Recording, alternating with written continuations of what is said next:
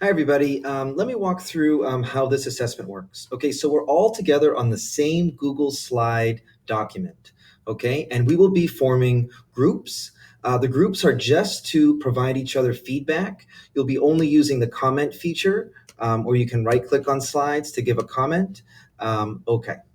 So let's talk about this. The first thing I want to mention is that this is a collaborative Google Slide. So we have to make sure that we are digitally friendly to each other. They're awesome, but you could accidentally mess someone else's work up. So be sure to only create content on your own slides. You'll notice that every slide has your name in the corner. Everybody gets 2 slides. Okay.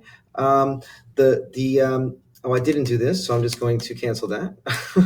You are allowed to comment on each other's slides at any time. Okay, so you will see that you all have one slide and a second slide. Okay, and I'm going to go down and find my slide. My slide will have my name on it. Okay, and there's my slide. Okay, Wesley Probilski's slide. So I get this slide and this slide.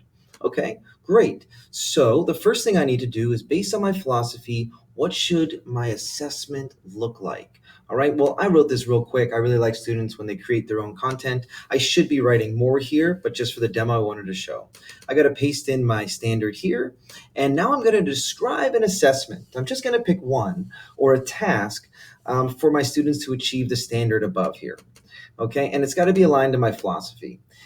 Please indicate how this enables students to practice one of the practices in the Massachusetts, not MS, the Massachusetts frameworks. Okay, have the students make a Scratch is an idea, and Scratch is a programming language because I chose a programming standard.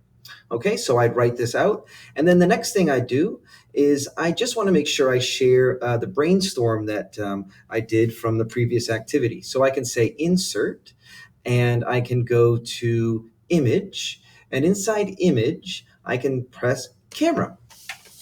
And I can take, oh hey, I can take a picture of the brainstorm. Okay, and it doesn't have to be perfect, but it's one neat way to merge. Oh, it's up there. The real world and the digital world. So I'll just make that a little bit bigger, and I can do a little bit of cropping, but I'll save that for later.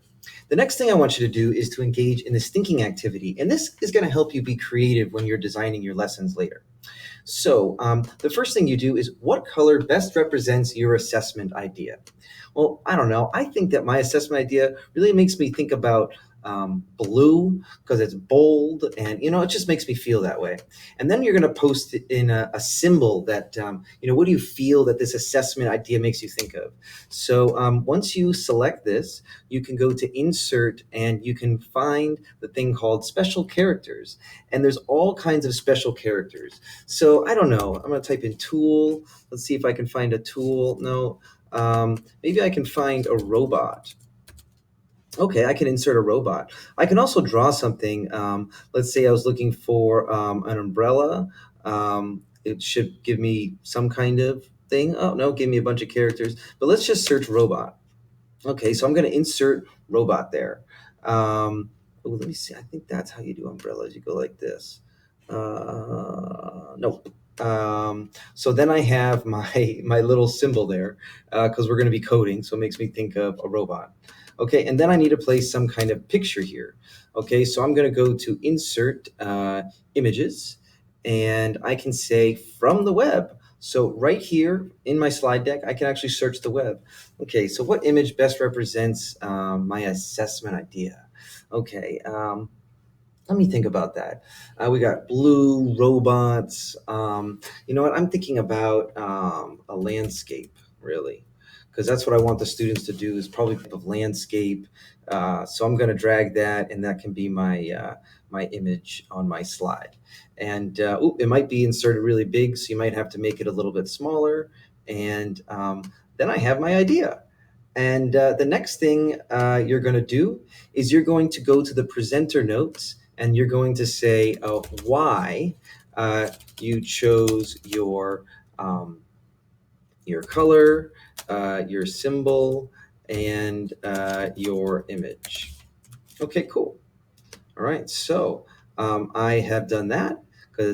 So now I've done all of my work on my slides. So now I'm going to go to somebody else's slide and I can see what they've written, what they've done here. And I might try to build on their idea. So I might comment and I might say something like, I noticed, I wonder, um, um, or how might you connect?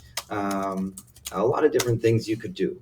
So only make sure that you comment on each person of in your group.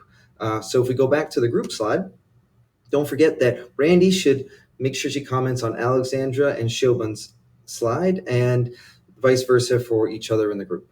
Okay, so thank you very much. Hopefully this wasn't too long, but it should be a really fun activity.